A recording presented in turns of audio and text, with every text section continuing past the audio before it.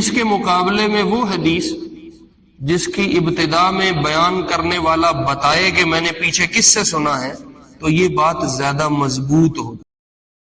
تو یہ جو آج والی حدیث ہے جس کو آج بیان کرنا ہے، اس میں عمر بن خطاب رضی اللہ عنہ، ظاہر کو بھی اچھا بنانا ہے، لیکن اللہ کا زیادہ جو فوکس ہے اور اللہ کی زیادہ جو نظر ہے وہ ظاہر کی بجائے باطن پہ ہوتی ہے۔ اس لیے فرمایا لیس البر ان تولوا وجوہکم قبل المشرق والمغرب، نیکی یہ نہیں ہے کہ تم مشرق کو منہ کر کے کھڑے ہو گئے یا تم مغرب کو منہ کر کے کھڑے ہو گئے، بلکہ نیکی کیا ہے؟ وَلَكِنَّ الْبِرَّ مَنْ آمَنَ بِاللَّهِ وَالْيَوْمِ الْآخِرِ وَالْمَلَائِكَةِ وَالْكِتَابِ وَالنَّبِيِّينَ، اصل نیکی وہ ایمان ہے جو تیرے اندر بیٹھا ہے کہ وہ اس کے ذریعے مخلوق کی خدمت کر کے اللہ کو چاہتا ہے یا اللہ تک پہنچنا چاہتا ہے، بالکل درست ہے۔ لیکن بعض دفعہ گڑبڑ بھی ہوتی ہے، مقصود ہوتا ہے میں حکومتی ٹیکسوں سے بچ جاؤں، ویلفیئر کے چکر میں حکومت ٹیکس چھوڑ دیتی ہے تو اپنے ٹیکس کی بچت کے چکر میں وہ کہتا ہے خیراتی ادارہ بنا۔ یہ بعض دفعہ بڑے لوگوں تک رسائی چاہتا ہے، وزیر اعظم تک اپروچ ہو جائے گی، کسی بڑے افسر تک اپروچ ہو جائے گی، لوگوں سے میرا تعلق بڑا ہو جائے گا، سٹیٹس بڑا ہو جائے گا، اس چکر میں وہ خدمت خلق کے لیے کوئی اس طرح کا سلسلہ قائم کر دیتا ہے، تو وہ اصل میں خدمت خلق نہیں ہوتی، وہ پیچھے اس کے اپنے کچھ مقاصد ہوتے ہیں جن تک وہ پہنچنا چاہتا ہے۔ خوب کاروبار بہترین ہے، اب اچانک مسلمان ہو گیا، مسلمان ہوا تو کافروں نے کہا ہم تو اب اس سے کچھ نہیں لیں گے، تو کافروں کی گاہکی ختم ہو گئی، اب گاہک کون رہ گئے؟ مسلمان۔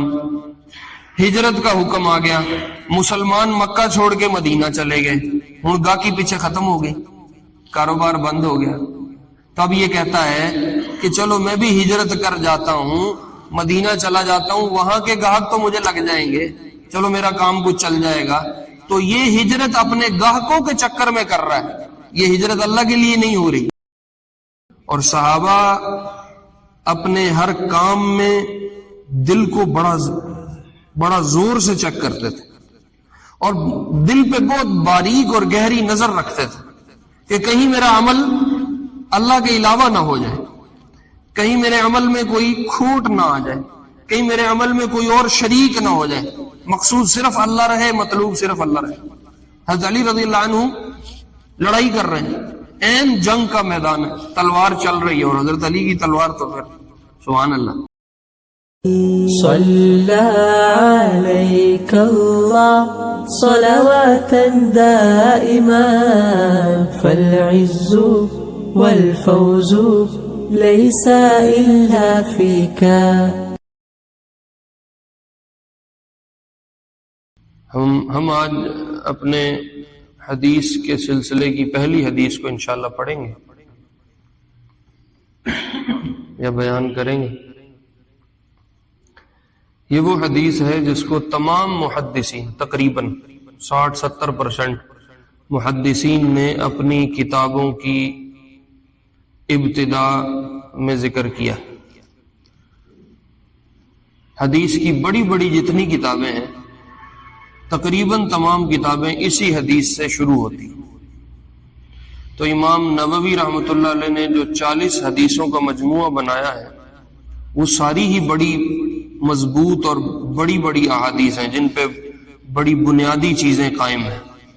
تو ان حدیثوں میں پہلی حدیث جو امام نووی لے کے آئے ہیں وہ اس حدیث کو لائے۔ مشہور حدیث ہے، آپ نے سن بھی رکھی ہے کہ اعمال کا دار و مدار نیتوں پہ۔ چونکہ محدثین جب حدیث کو جمع کرتے ہیں اور حدیث پہ ایک کتاب کو اکٹھا کر کے ایک مجموعہ تیار کرتے ہیں، یہ بھی ایک عمل ہے، نبی علیہ السلام کے اقوال کو، افعال کو جمع کرنا، آگے امت کو پہنچانا، اس میں کمی زیادتی نہ ہو، اس میں چھان بین کرنا، جانچ پڑتال کرنا، اس میں بڑی جان کھپتی ہے، وقت بھی لگتا ہے، جان بھی کھپتی ہے، اچھا بھلا اوکھا کام۔ تو چونکہ یہ بھی ایک عمل ہے تو اس لیے محدثین اپنے عمل کو شروع کرنے سے پہلے اپنی نیتوں کو سیدھا رکھنے کے لیے، اس کا بیلنس خراب نہ ہو، اس کے لیے جو ابتدا کرتے ہیں وہ اس حدیث سے کرتے ہیں. اس لیے تقریباً اکثر محدثین نے اپنی کتابوں کی ابتدا اس حدیث سے کی. یہ حدیث ہے کیا؟ یہ حدیث ہے عن امیر المؤمنین ابی حفص عمر بن الخطاب رضی اللہ عنہ قال سمعت رسول اللہ صلی اللہ علیہ وسلم یقول. عموماً محدثین جب حدیث کو ذکر کرتے ہیں یا جب ہم بھی حدیث کو ذکر کریں گے تو ہم عن فلان کہتے ہیں. عن فلاں کا مطلب ہوتا ہے کہ میں نے فلاں سے سنی اور یہ میں بات آپ کو سنا رہا ہوں. وہ بیان کرنے والا اپنا لنک پیچھے بتاتا ہے کہ میں کہاں سے لے کے سنا رہا ہوں. تو جب عن کی بات آتی ہے یا عن رسول اللہ صلی اللہ علیہ وسلم کہتے ہیں تو اس کا مطلب ہوتا ہے کہ پیچھے جس نے مجھے بتایا ہے محدث اس کا نام بیان نہیں کر رہا کہ کس نے بتایا. تو اگر صرف روایات میں اتنا ہی آتا عن رسول اللہ تو رسول اللہ صلی اللہ علیہ وسلم سے تو پتہ نہیں کس نے سنی ہے. ہمارے پاس تو حدیث پہنچ گئی لیکن پیچھے سنی کس نے ہمیں وہ نہیں بتایا. اس کے مقابلے میں وہ حدیث جس کی ابتدا میں بیان کرنے والا بتائے کہ میں نے پیچھے کس سے سنا ہے تو یہ بات زیادہ مضبوط ہوتی ہے. تو یہ جو آج والی حدیث ہے جس کو آج بیان کرنا ہے اس میں عمر بن خطاب رضی اللہ عنہ بتاتے ہیں کہ میں نے خود اپنے کانوں سے اللہ کے محبوب علیہ السلام کو یہ کہتے ہوئے سنا. تو اس کو یوں روایت کرتے ہیں عن امیر المؤمنین ابی حفص عمر بن الخطاب. محدثین کہتے ہیں کہ ہم نے عمر بن خطاب رضی اللہ عنہ جو ایمان والوں کے امیر بھی ہیں اور ابو حفص بھی ہیں ان سے اس حدیث کو سنا ہے. ابو حفص حضرت عمر کا لقب ہے یا کنیت ہے. ہماری اور آپ کی ماں ہیں حضرت حفصہ رضی اللہ عنہا جو حضرت عمر کی بیٹی ہیں. ان کی نسبت سے حضرت عمر کو ابو حفص کہتے ہیں اور امیر المؤمنین تو حضرت عمر رہے ہیں. تو اس لیے محدثین یوں ذکر کرتے ہیں کہ ایمان والوں کے امیر ابو حفص عمر بن خطاب رضی اللہ عنہ سے ہم نقل کر رہے ہیں. قال سمعت رسول اللہ صلی اللہ علیہ وسلم یقول. حضرت عمر بتا رہے ہیں کہ میں نے یہ بات خود بغیر کسی واسطے کے اللہ کے محبوب علیہ السلام سے سنی ہے کہ آپ ارشاد فرما رہے تھے انما الاعمال بالنیات کہ تمام کام جو تمام اعمال ہیں ان کا دار و مدار نیتوں پر ہوتا ہے. اچھا دو باتیں ہیں. ایک بات تو یہ ہے کہ عمل کسے کہتے ہیں. عمل کہتے ہیں ہر اس کام کو عربی میں جس میں اللہ کی رضا مطلوب ہو اور بدلہ آخرت میں ملنے کی امید ہو.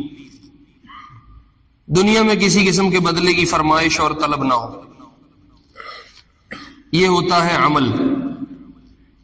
باقی ہم جتنے کام کرتے ہیں وہ سارا فعل ہے. وہ عربی میں کام عمل نہیں کہلاتا. عمل اور فعل میں یہ فرق ہے. عام ایکٹیویٹی جسم کا کسی حرکت نقل و حرکت سے کوئی کام کرنا اس کو عربی میں فعل کہتے ہیں. یہ عمل نہیں ہوتا. عمل وہ فعل اور وہ ایکٹیویٹی ہوتی ہے جس میں اللہ کی رضا شامل ہو مقصود ہو اور آخرت میں اس کا بدلہ ملنے کی امید ہو اور طلب ہو. یہ عمل ہوتا ہے. تو اس لیے وہ تمام اعمال جو اللہ کی رضا کے لیے کیے جائیں اور آخرت کی امید پہ کیے جائیں ان کا دار و مدار نیتوں پر ہوتا ہے. اس میں نیت دیکھی جائے گی. نیت کیا ہے اس کے مطابق کام ہوگا. اس کے مطابق اس کا بدلہ ملے گا. اس کے مطابق آخرت میں اس کی جزا سزا ہوگی. اور دوسری بات یہ ہے کہ اعمال تو فرمایا اقوال نہیں فرمایا. انسان بات بھی تو کرتا ہے نا, صرف کام ہی تو نہیں کرتا, زبان سے بولتا بھی ہے. تو محدثین نے لکھا ہے کہ ان اعمال میں اقوال شامل ہیں. ایسا نہیں ہے کہ قول جو مرضی منہ سے بولتا رہے اس میں کوئی نیت شمار نہیں ہوگی, بلکہ اعمال میں اقوال داخل ہیں. اس لیے بات کرتے ہوئے بھی نیت کو شمار کیا جائے گا. تو اس پہ پھر بنیاد رکھتے ہوئے فقہاء نے لکھا ہے اگر کوئی آدمی اس طرح کی بات کر دے جو صاف لفظوں میں طلاق نہیں دی صاف لفظوں میں طلاق، ہمارے یہاں پنجابی میں کہتے تو بانڈے چوک کے لے جا، میں تین چھاٹ آنا اور میرا تیرا کوئی رشتہ نہیں، اس طرح کی بات ہے۔ اب یہ باتیں ہیں تو محدثین اور فقہا کہتے ہیں اس میں نیت دیکھی جائے گی کیا ہے، اگر نیت طلاق کی تھی تو طلاق پڑ جائے گی۔ تو اقوال اعمال میں داخل ہیں، اعمال کا دار و مدار نیتوں پر ہونے کا مطلب اعمال بھی نیتوں سے دیکھے جاتے ہیں، اقوال بھی نیتوں سے دیکھے جاتے ہیں۔ اور عربی میں نیت کہتے ہیں گٹھلی کو، نیت نوات سے نکلا ہے، نوات عربی میں گٹھلی کو کہتے ہیں۔ آم کی گٹھلی ہوتی ہے، کسی بھی پھل کی ایک گٹھلی ہوتی ہے جس کے اوپر وہ پھر گودا چڑھتا ہے، تیار ہوتا ہے اور ایک پھل بنتا ہے۔ تو نیت کو نیت اس لیے کہتے ہیں کہ یہ عمل کے اندر گٹھلی کی طرح ہوتی ہے۔ اگر یہ گٹھلی ٹھیک ہے تو اوپر آنے والا گودا اور پھل تیار ہونے والا بالکل ٹھیک ہے۔ اگر گٹھلی خراب ہو جائے گی، اگر اس میں کوئی پنجابی جاتے ان کو کان لگ جائے گی اور وہ کہیں سے گلے گی یا خراب ہوگی تو اوپر چڑھنے والا سارا گودا اور سارا مواد اور سارا پھل جو اوپر تیار ہوگا اس سارے میں خرابی آ جائے گی۔ تو نیت میں خود یہ بات، نیت کے لفظ میں یہ بات بتا دی کہ نیت کو ٹھیک رکھو گے تو عمل ٹھیک ہوگا، نیت خراب ہو جائے گی تو اوپر عمل بھی خراب ہو جائے گا۔ اور میرے عزیزوں، میرے پیاروں، ہر عمل کے دو پہلو ہوتے ہیں، ہر عمل کے دو پہلو ہوتے ہیں، ایک اس کا ظاہر ہوتا ہے، ایک اس کا باطن ہوتا ہے، یا یوں کہہ لو ہر عمل کے دو رخ ہوتے ہیں، ایک اس کا ظاہر ہے، ایک اس کا باطن ہے۔ ظاہر تو یہ ہے کہ عمل کس شکل سے کیا جا رہا ہے، مثلا ہم نماز پڑھتے ہیں تو اس میں رکوع کرتے ہیں، سجدہ کرتے ہیں، اس سے پہلے وضو کرتے ہیں، سطر ڈھانپتے ہیں، قبلہ رخ ہوتے ہیں، اور ہم کہتے ہیں جی رکوع کو بالکل اس طرح کرو کہ پشت سیدھی ہو جائے، اور پہلے ناک لگانا ہے، پہلے ہاتھ رکھنے ہیں، پہلے گھٹنے رکھنے ہیں، ہم یہ سارے فرق بیان کرتے ہیں اور طریقے بتاتے ہیں۔ یہ عمل کا ظاہر ہے۔ ایک عمل کا باطن ہوتا ہے جو عمل کا دوسرا رخ ہے۔ باطن کیا ہے کہ یہ عمل کیوں کیا جا رہا ہے، اس کے پیچھے محرک کیا ہے، کیا وجہ پیش آئی کہ کوئی آدمی یہ کام کر رہا ہے، یہ عمل کا باطن ہے۔ اور یاد رکھو اللہ رب العزت ظاہری رخ پہ اتنی نظر نہیں رکھتے جتنی باطنی رخ پہ نظر رکھتے ہیں۔ نظر ہوتی ہے ظاہر پہ، یقیناً ایک چیز اپنے ظاہر سے ہی نظر آتی ہے، ظاہر کو بھی اچھا بنانا ہے، لیکن اللہ کا زیادہ جو فوکس ہے اور اللہ کی زیادہ جو نظر ہے وہ ظاہر کی بجائے باطن پہ ہوتی ہے۔ اس لیے فرمایا لیس البر ان تولوا وجوہکم قبل المشرق والمغرب، نیکی یہ نہیں ہے کہ تم مشرق کو منہ کر کے کھڑے ہو گئے یا تم مغرب کو منہ کر کے کھڑے ہو گئے، بلکہ نیکی کیا ہے؟ وَلَكِنَّ الْبِرَّ مَنْ آمَنَ بِاللَّهِ وَالْيَوْمِ الْآخِرِ وَالْمَلَائِكَةِ وَالْكِتَابِ وَالنَّبِيِّينَ۔ اصل نیکی وہ ایمان ہے جو تیرے اندر بیٹھا ہے، وہاں اللہ کی نظر ہے۔ ان اللہ لا ينظر الى صورکم واموالکم، اللہ تمہاری ظاہری شکلوں کو اور صورتوں کو نہیں دیکھتے، اور تمہارے پاس کتنا پیسہ ہے، سٹیٹس کے لحاظ سے کیسے ہو، اللہ یہ نہیں دیکھتے۔ ولکن ينظر الى قلوبکم واعمالکم، اللہ تو تمہارے دلوں پہ نظر رکھتے ہیں کہ دل میں کیا چل رہا ہے، یہ کام کیوں ہو رہا ہے۔ اس کو حضور علیہ السلام نے بیان فرمایا انما الاعمال بالنیات، سادے لفظوں میں کہ بھائی جب بھی کوئی کام کرو گے تو اپنی نیتوں کو ٹٹول لینا، کیوں کر رہے ہو، اس لیے فرمایا آگے اسی کو تب اور بچھایا وَإِنَّمَا لِكُلِّ امْرِئٍ مَّا نَوَىٰ، ہر آدمی کو وہی کچھ ملے گا جس کی اس نے نیت کر رکھی ہے،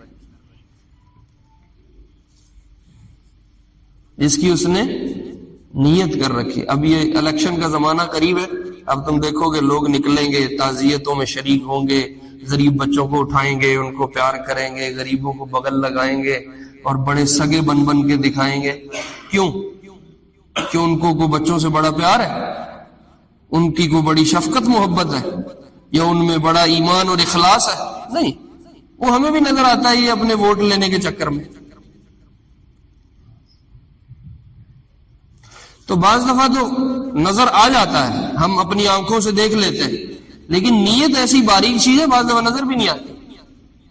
یہ تو ایک ظاہری چیز میں نے آپ کو ایک مثال دی ہے۔ بعض دفعہ نیت کا صرف بندے کو اور اللہ کو پتہ ہوتا ہے، تیسرے کسی کو خبر نہیں ہوتی۔ وہاں کیا ہے؟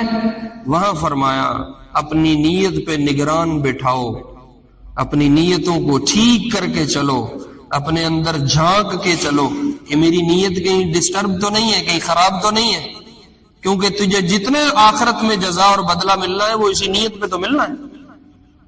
تو اپنے اندر خود احتسابی ہو، اپنے اندر ایک نگرانی ہو کہ میں یہ کام کیوں کر رہا ہوں، میرے سامنے اللہ کی ذات ہے یا کوئی اور شے ہے۔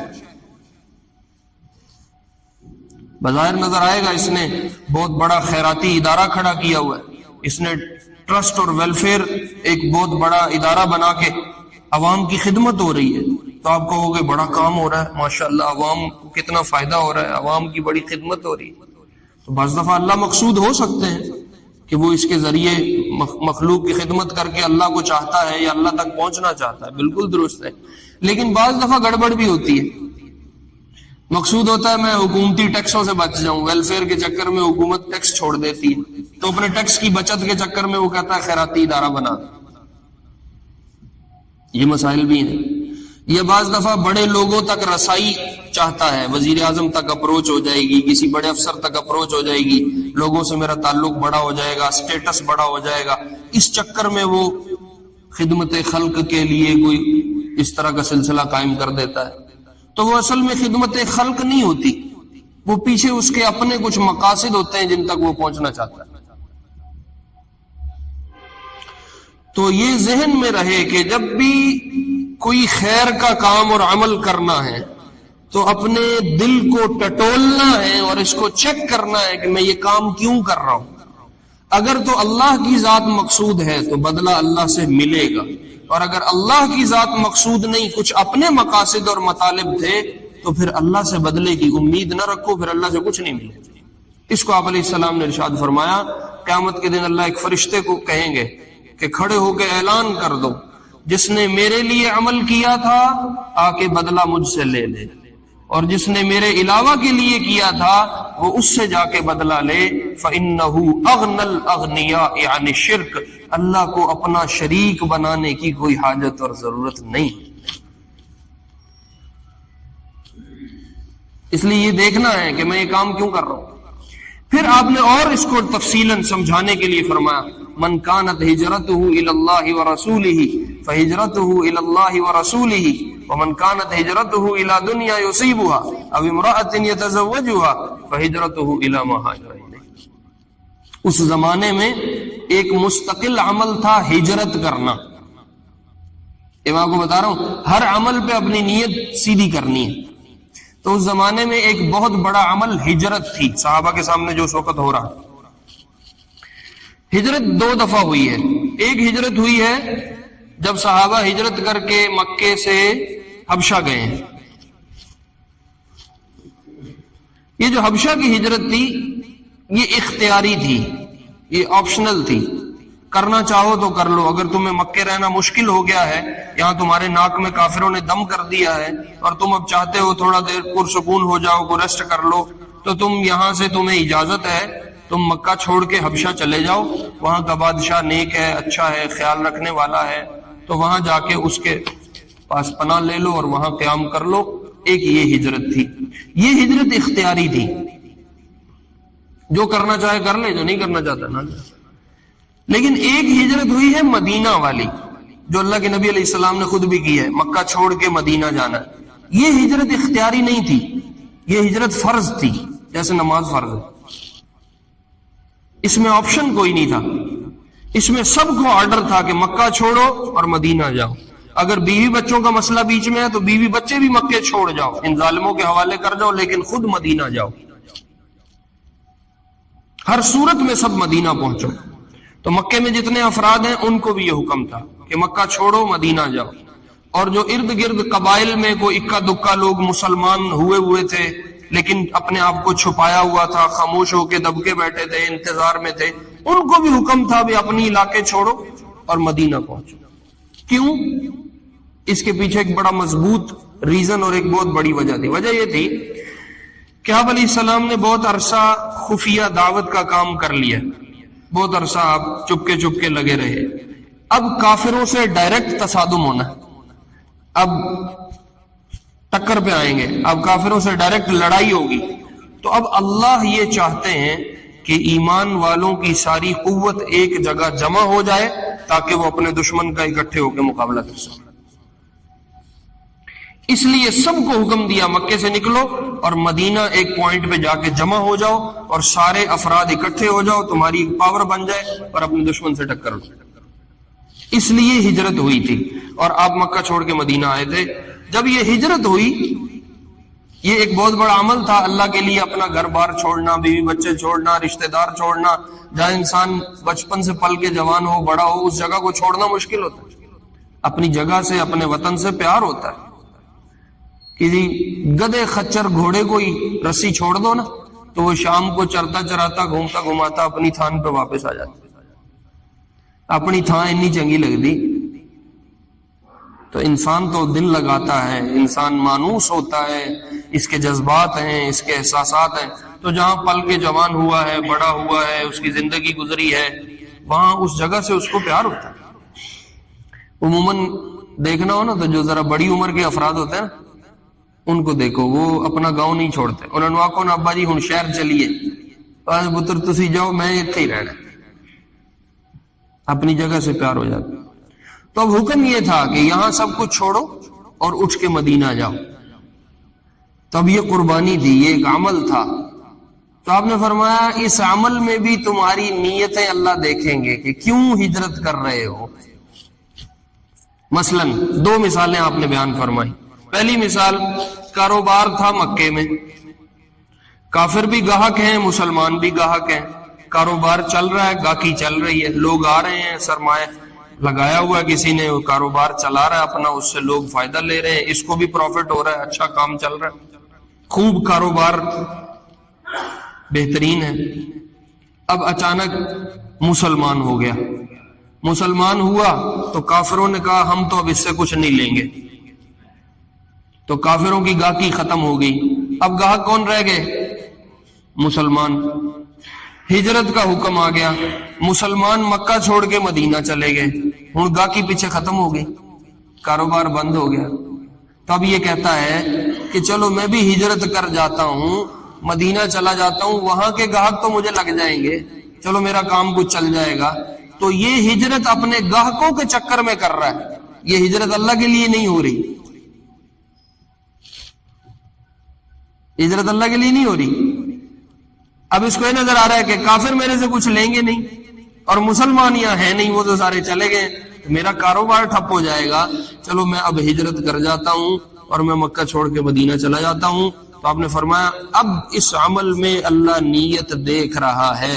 اگر تو نیت تھی اللہ اور اس کے رسول کے حکم کو پورا کرنے کی تو اللہ اجر دیں گے, اللہ بدلہ دیں گے. اور اگر اپنے کاروبار کے چکر میں گیا ہے تو پھر آخرت سے امید نہ رکھنا, آخرت میں کچھ نہیں ملنا. الا دنیا یصیبها, یہ وہاں دنیا کے چکر میں جا رہا ہے, پیسہ لینے کے چکر میں, اس کو آخرت میں کچھ نہیں ملے. دوسری مثال بیان فرمائی, اب امرأۃ یتزوجها, مدینے میں تھے تو کوئی خاتون پسند ہے اور خواہش رکھتا ہے کہ میں, مکے میں تھے, خاتون پسند ہے, خواہش رکھتا ہے کہ میں اس سے نکاح کر لوں, اس سے میرا رشتہ ہو جائے, یہ میری, اس کو میں اپنی بیوی بنا لوں, اس خواہش میں تھا. وہ خاتون مسلمان ہو گئی. مسلمان ہونے پہ اب حکم تھا ہجرت کا, مکہ چھوڑو مدینہ جاؤ. تو خاتون اسلام قبول کرنے کے بعد مکہ چھوڑ کے مدینہ چلی گئی. اس کا دل اٹکا ہوا ہے کہ میں نے نکاح کرنا ہے, میں نے شادی کرنی ہے. اب یہ کہتا ہے چلو میں بھی مکہ چھوڑتا ہوں اور مدینہ جاتا ہوں, وہاں جا کے نکاح کر لوں گا. تو اب عمل سے مقصود اللہ اور اس کے رسول کے حکم کو پورا کرنا نہیں ہے, ہجرت سے مقصود کیا ہوا؟ عورت سے شادی کرنا. تو آپ نے فرمایا جس کا مقصود عورت ہوگی اور دنیا ہوگی کہ وہ اس میں سے کچھ پالے, تو یاد رکھو اس کی ہجرت اسی چیز کی طرف شمار ہوگی جس کی طرف وہ ہجرت کر کے گیا ہے. اللہ اور اس کے رسول کے حکم کو پورا کرنے کا ثواب اس کو نہیں ملے اور آخرت میں اس کا کوئی بدلہ نہیں ملے. تو میرے عزیزوں، میرے پیاروں، اپنے اعمال میں اپنی نیتوں کو چیک کرنا بڑا ضروری ہے کہ میں یہ کام کیوں کر رہا ہوں۔ بعض دفعہ دینداری کا تاثر دینا، امپریشن ڈالنے کے لیے بھی لوگ نیکی کرتے ہیں۔ میں ٹوپی کیوں پائی ہے؟ لوکی کی کہن گے مولوی صاحب بغیر ٹوپی تو۔ میں داڑھی کیوں رکھی ہے؟ لوکی کی کہن گے تبلیغی ساتھی داڑھی نہیں رکھی۔